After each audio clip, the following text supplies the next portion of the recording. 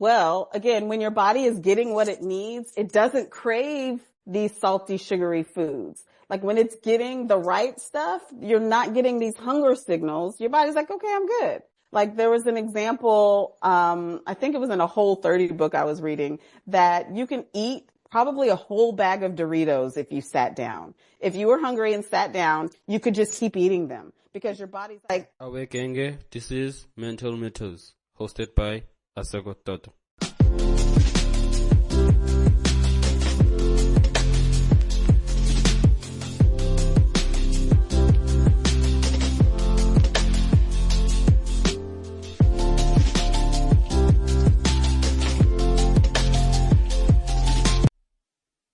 Hello everyone, welcome to another episode of Mental Mythos. I'm your host, Asekho Toto, and before we dive into today's incredible conversation, I have a small favor to ask. If you enjoy what you hear today, please take a moment to rate and review our podcast on Apple Podcasts, Spotify, or wherever you listen. Your feedback not only helps us improve, but also helps others discover the valuable insights we share every week. And if you find today's episode particularly inspiring or insightful, don't forget to share it with your friends, family, or anyone you think could benefit from it. Thank you for your support. It truly means the world to us. Now, let's get back into our conversation. Actually, to someone that might be wondering, who am I technically? How would you actually, I would say, introduce yourself and the work that you do? awesome. Well, my name is Anna Sneed. I have about 16 years background in public education. I was a high school teacher and then a principal and becoming a girl mom later in life. I'm a little old. My brain was in the headspace that I have to do things differently with my little black daughter in Texas than was done with and for me. And so it led me on this really deep dive of holistic, organic living. Like how did my great grandmother was, Jamaican and Panamanian, and she had jars in her room full of labels like toothache and headache. And it was like this weird, murky, like she had the knowledge, the plant knowledge. And I was always fascinated by that. And becoming a mom, I felt my ancestors kind of pulling me back to, you don't have to do it the way everybody else is doing it. And it led me to a deep dive of tuning back into my body, getting rid of things like toxic period products, and like we cloth diapered her and breastfed, and we did all the natural things.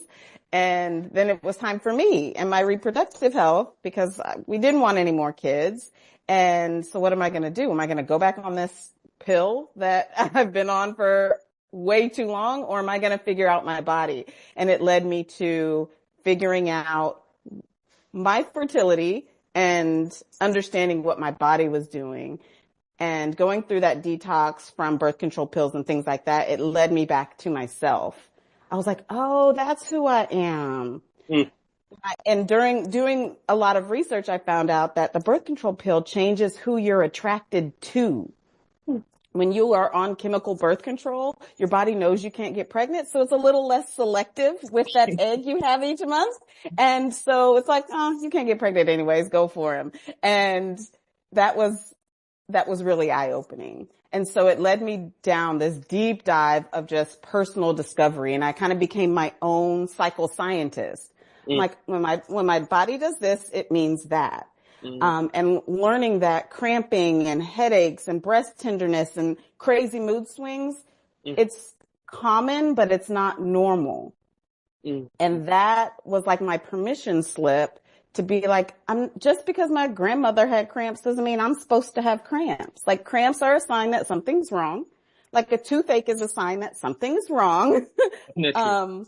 Yeah. So these symptoms are your body screaming at you like, come on, chick, you got to figure this out. Something's missing. Send down the nutrients, send down the sleep, send down the gentle movement. And it just completely kind of opened my world and gave me a permission to kind of step back into my feminine and reclaim this cyclical thing that's happening every month that has been stigmatized. And you mentioned that figuring out your body, and it's something that I realized that not only women but also men that actually struggle with. And I remember having a conversation with a guest, whereas we spoke up in the point of view of nutrition, and that people find it hard to actually listen to their body. So to your own point of view on actually in the journey of actually listening to your body, how was that experience? How did you know that, okay, now you spoke about your body actually having these certain sensations. How did you realize that, okay, this thing, something bad is happening to my body and I actually need to listen to it? Oh, I love that question. Through tracking, like I figured, okay, I need to track.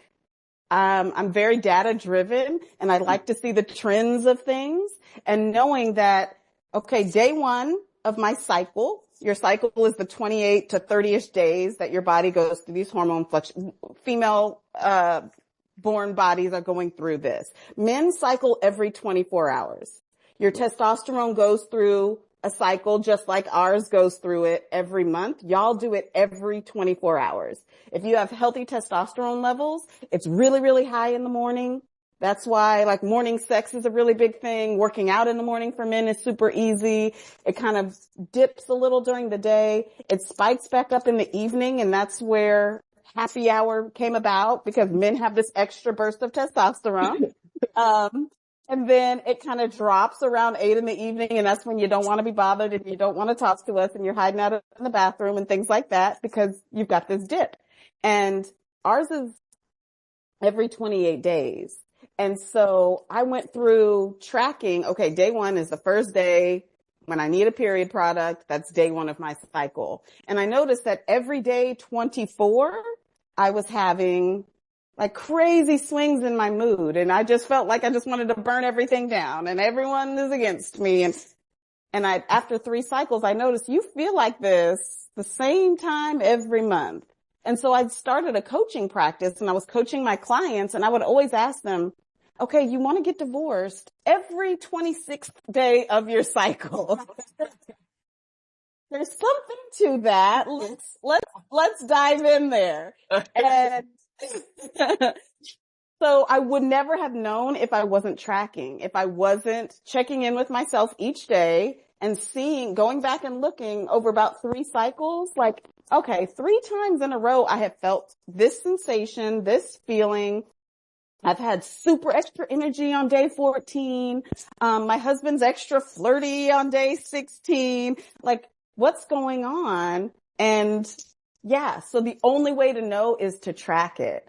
And again, when we are in partnerships with other people, they want the cheat code. They want to know what the hell is going on. My husband wanted to know, hey, why do you hate me? Why do you think that I don't like you on every month at this time? And it's because estrogen levels were off. Progesterone is like a feel-good chemical that goes through our body, and that drops and bottoms out when your body realizes that you're not pregnant to prepare to shed the uterine lining. So if it's not gently dropping, we drop into this dismay. And I had a client that was about to be put on lithium. And because her doctor didn't make the connection between her menstrual cycle and her mental health. And so she, by chance, found another practitioner that said, let's check your hormone levels, and found out that her estrogen and progesterone were dropping so drastically that it was affecting the chemicals in her brain. And so she was literally about to be put on major antidepressants when all she needed was some extra seeds in her diet and to get a certain amount of sleep during it. Like, it was daily lifestyle changes, and she never had to go on this lithium. So the brain body connection is crazy.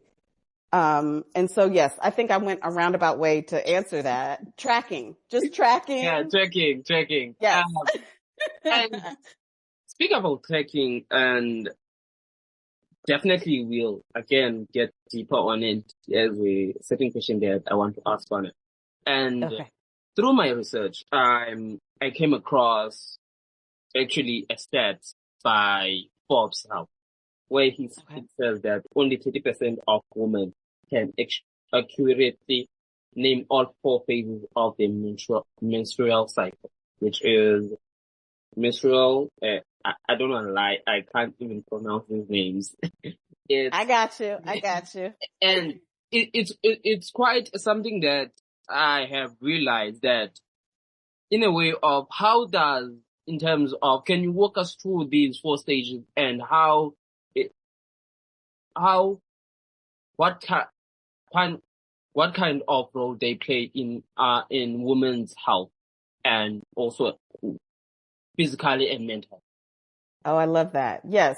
We here, I mean, in Texas is where I got most of my education. It was a middle school class. They wheeled in a TV. That's how old I am, and gave us this weird, creepy video about my body and gave us some period products and sent us back to class. Like they didn't teach me about the four phases of the cycle. And so most of us don't know because our mamas didn't know and our grandmothers didn't know that we are like a different person every week based on like chemically we're a different person every week. So if you're dating a woman, you get four. You get four for the price of one because we're very different.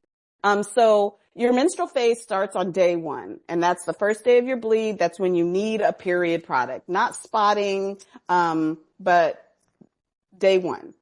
Your menstrual phase lasts up to about 7 days. And that's when your estrogen, your mood, your energy, everything is at its lowest. Your body temperature is at its lowest. You're going to feel cold. Like now that I've been tracking, I feel my basal body temperature drop and I know my period is coming. Like literally within 12 hours, I can predict that it's coming because I feel colder. So everything is really, really low. Your body is doing this big major thing of shedding your uterine lining because you're not pregnant. So after it's done with that, you enter your follicular phase. And so if we're comparing the phases of your body to like the seasons, your menstrual phase is winter. And then we know after winter comes spring. And so your follicular phase is when you're kind of like, oh, I'm back to myself. I'm no longer bleeding. I'm no longer cramping. I'm getting energy again. And your brain chemistry shifts. And now your brain wants to learn. It's perfectly primed to create things and learn. And so it's a perfect time to join a new workout class or take a pottery class or a whiskey tasting, like whatever is going to kind of feed this need for your brain to accumulate and process information is perfect during your follicular phase. So that is another about 7 days. And then you enter your ovulatory phase. So this is when your body releases that egg and it's lights, camera, action. So this is like your inner summer. Your speech is more fluent. Your skin is clear. Your eyes are shiny. Your brain is like as laser focused as it's going to be all month. And so this is the perfect time to pitch a new idea or ask for that raise or go out on dates. Happy hour is networking. This is your body is like wanting to connect socially because it's like make a baby, make a baby, make a baby. But when I'm talking to like younger clients, like teens or people that don't want a baby, you can create other things. You can start a mom group. You can, finish that painting you started. You can, you're just really in your creative mode. So it's the perfect time to add HIIT and cardio to your workouts. It's going to be super easy. Your brain is going to love this challenge and your body's primed for, like, think about what you like to do in the summertime. Your body temperature is at its highest internally. So it's like your inner summer. So that's your ovulatory phase. Then you're going to move into your luteal phase, which is the longest. It's about 2 weeks long. And we like to look at it as 2 different parts because the beginning of your luteal phase is when you are perfectly primed to like lift heavy things.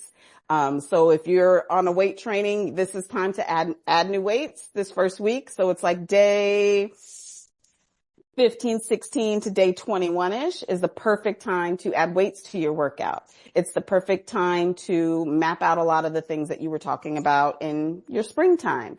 And then you enter the second part of the luteal phase, which is like, it's time to wrap things up. Like, we feel like we are binge cleaning or rage cleaning, or like, this house is a mess. I've got to get it in order. Your body is like, okay, wrap it up. Come on. You got to tie up all these loose ends, because you're either going to be pregnant or you're going to have a period. And either way, you're going to need to rest. So this is when our filter kind of drops away, and we feel a little bit more testy. We're overstimulated. And you need 89 to 289 more calories this week before your period. And so we feel like we're binge eating and we're off of our diet goals, and we beat ourselves up, and your body is screaming at you to put more calories in, because I'm about to do this big major thing of shedding part of an organ. And so, those are the 4 phases, and that's like your inner fall. So picture the leaves falling off the trees and changing color and things like that. You're starting to cool off. And so these are the 4 distinct phases that you go through each month. And when you're tracking, you know to expect these changes. And if these changes don't happen, you should be tracking that too. So you can go back to your care team and be like, I didn't notice, like, my temperature didn't spike, and I didn't have this burst of energy. And I wasn't, like, you should be feeling these hormonal shifts and energetic shifts. And it's quite something that is quite interesting, and something that I never realized in that way, I would say, because as men, we only know period. Yeah, that's it. That's it. Period. Don't know. It's blamed on the period, right? Oh, she Yes, must be yes. on her period. Oh, her period's coming. Oh, her period's over. Yeah. It's something that, yeah, you can go on. Your period is like your report card. And we know once the report card comes out, there's nothing you can do to change that. You got to wait till the next the next grading period. So your period it lets you know so many things. The consistency of the blood, the cramping that you're feeling, the fatigue that you feel, they're all like grades for how you cared for yourself during your inner summer and your inner fall and your inner spring. So yeah, the period is not the star of the show, even though it gets all the acclaim. Your ovulation is really the star of the show, and how your body is going through your ovulatory phase is kind of where you need to be focused on. And on your profile on PubMed, you spoke about a biohacking framework, and quite interested in that. And definitely, I would be not doing you a justice of not actually explaining to us the agenda and this framework. Oh, awesome. Well, I am one half of the agenda period, and we have a period tracking app, a cycle syncing app, that what sets us apart from other apps is most apps focus on what you just said. When is my period coming? I just need to know when it's coming so I can plan my life. I need to know. And am I fertile? If I'm making a baby, if I'm not making a baby, I just need to know these 2 things. And our app really focuses on the fact that you're not just here to make a baby or not have a baby. Like, there's so much more happening in your body.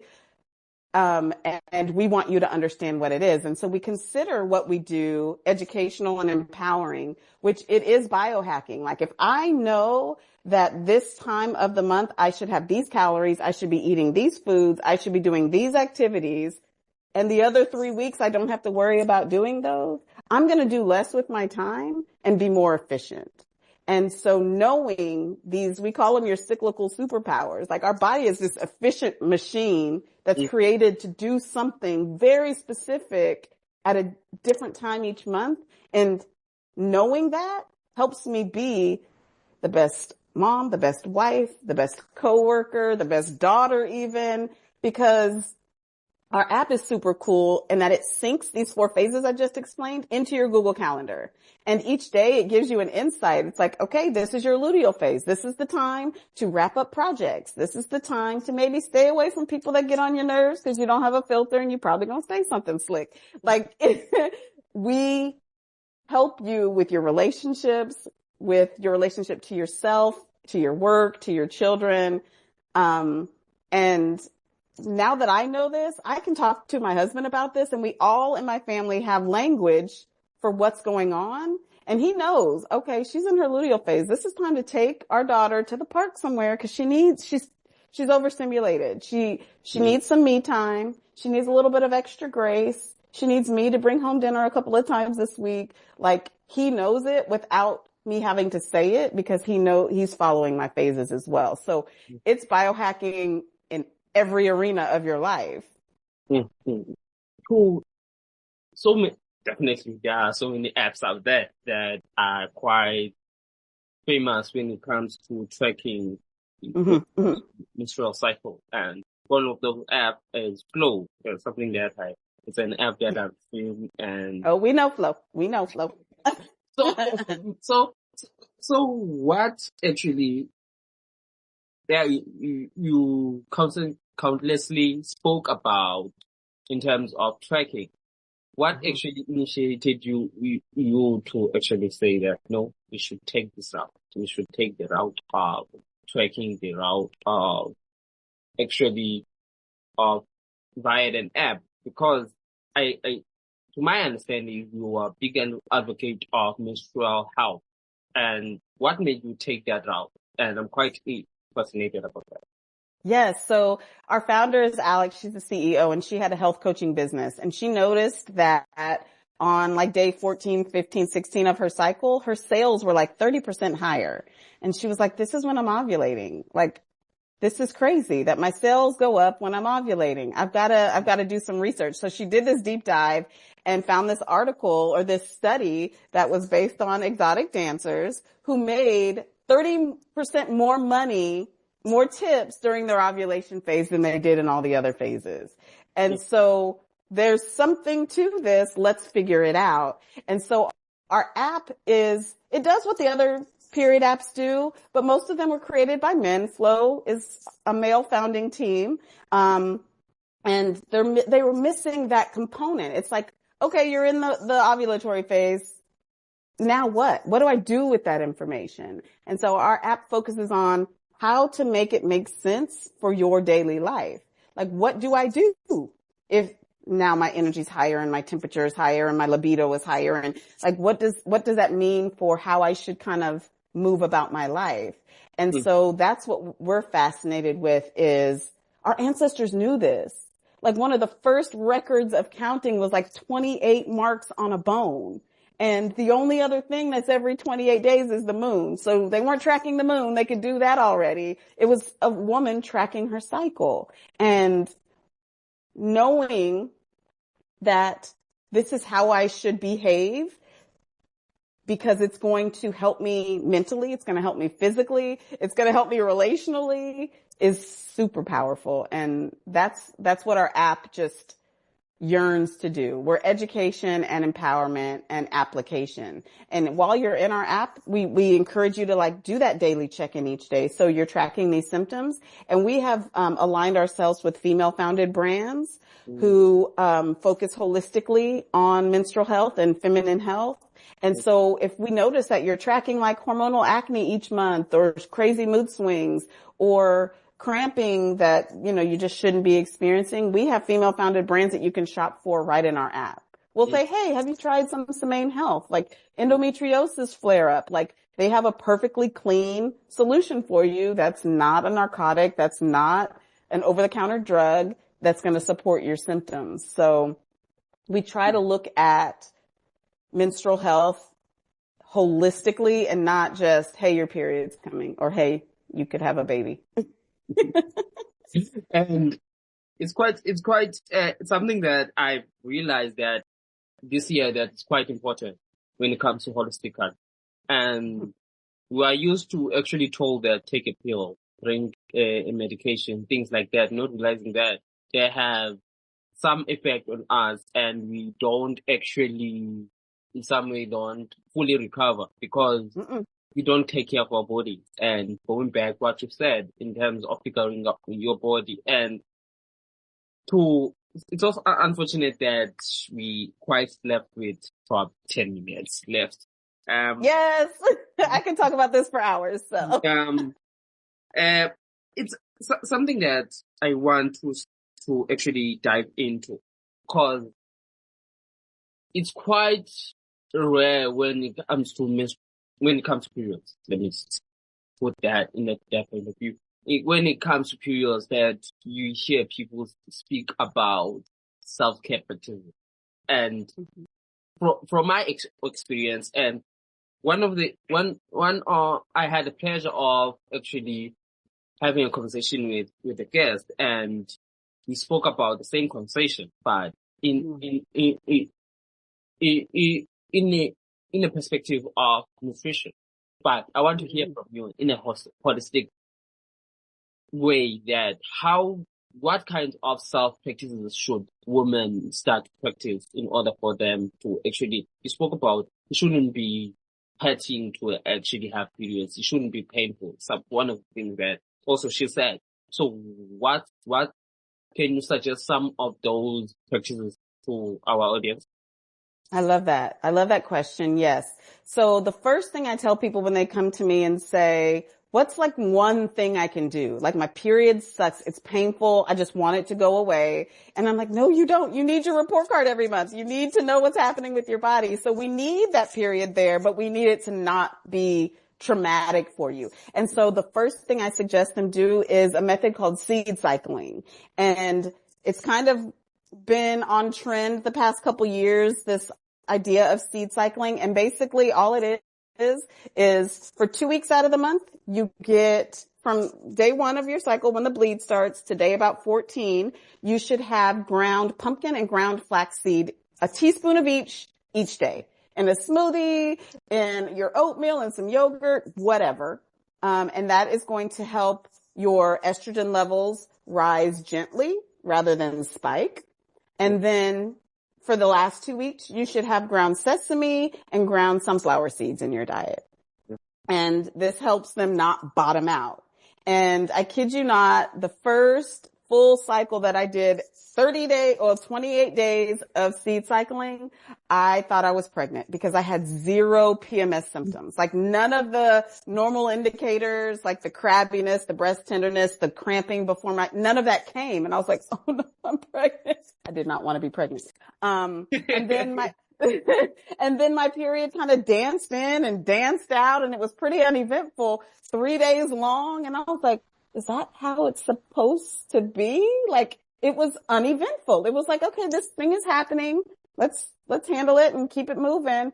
And it dawned on me that there's something to our nutrition and making sure that we're getting the right things in our body during the right time to just support this natural cycle of what our hormones are doing. So seed cycling, it's super easy. There are companies now that make packets that say phase 1 and phase 2. Funk It Wellness is one of the brands that we love. You buy the whole bag and the seeds are in there they've got a little concoction, and you just add them to your diet each day. And this supports the normal fluctuation and kind of carries it like a little soft cloud instead of these crazy roller coaster spikes that a lot of us are experiencing.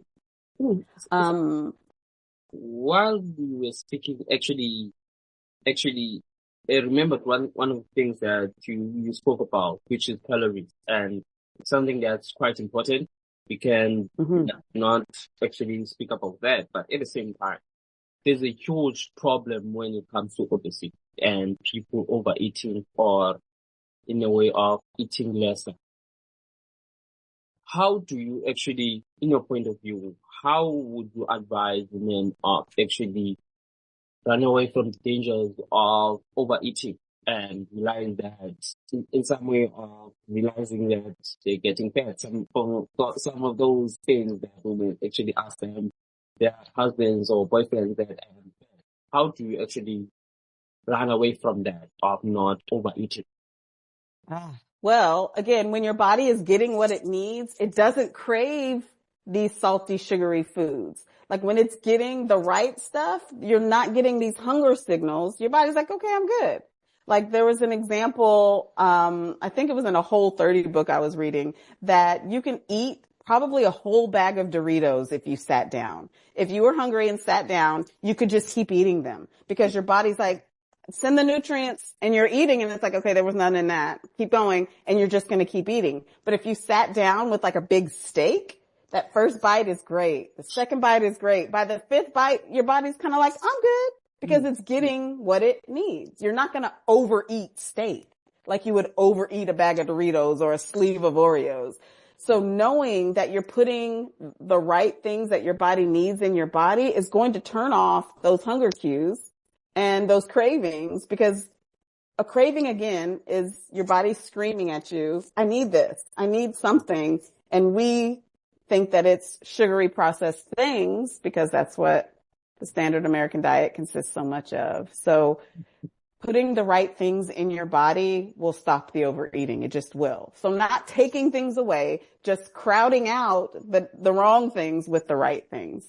Mm-hmm. And definitely when it comes to that, I have to agree when it comes to processed food. And at some point that as much as healthy food is important, food that has nutrients that actually in a way have a benefit towards us, it is not to eat it. But when it comes to those processed food, it's quite easy. As we've spoken about Doritos, you can just eat in one sitting and still want more.